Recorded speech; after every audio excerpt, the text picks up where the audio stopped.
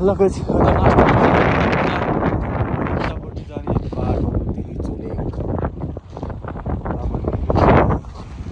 अनि यतापट्टि चाहिँदेखि गरेको यो अन्नपूर्ण हिमालहरू भयो यिनीहरू अन्नपूर्ण हिमाल अनि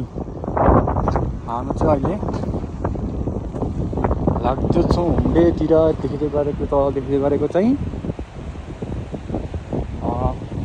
मर्स्याङ्गी नदी हो भने यतापट्टि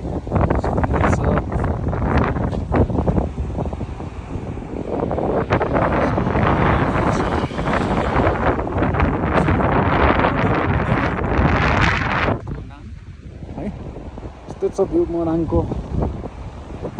र यत्तिकै चस्मा चाहिँ लाएर आउनुपर्छ यो हिमाल हेर्नलाई है अनि मात्रै क्लियर देखिन्छ रहेछ चस्मा है र यो चस्मा गिफ्ट गर्ने मेरो दाजु कुमार तामाङ उर्फ दलबहादुर तामाङलाई चाहिँ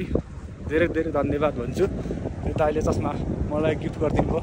है यसले चाहिँ मैले यस्तो हिमालहरू मजाले हेर्न पाएको छु कि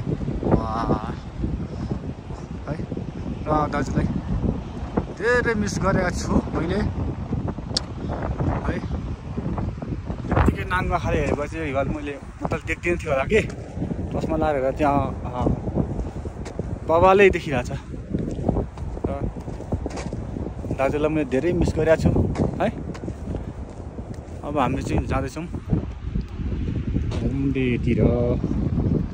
यत्तिकै हिँडेर त हुँदैन भन्ने कुरा हुँदैछ फेरि छिटो हिँड्नुपर्ने हुन्छ हावा चलिरहेछ सर हावा चाहिँ बेसमारी चल्छ है अहिले यतिखेरको समय चाहिँ उडाउला उडाउला जस्तो गर्दैछ र पछाडि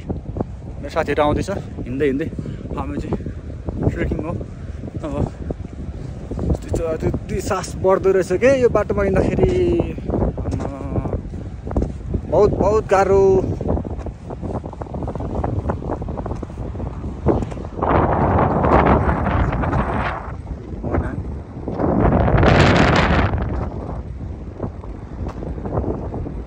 र उता जाने इच्छा चाहिँ छ होइन त्यहाँनिर जाने इच्छा चाहिँ छ त्यो ठाउँमा तर अहिले हामीले टाइम छैन हाम्रो जाने त्यही भएर हामी अहिले आजको जाँदैनौँ अब फेरि नेक्स्ट टाइम हामी त्यता पनि जानेछौँ र हाम्रो नेक्स्ट टाइम चाहिँ हाम्रो तिलेचोक डुल हुनेछ है त भाइहरू नेक्स्ट टाइम चाहिँ तिलेचोक जाने हो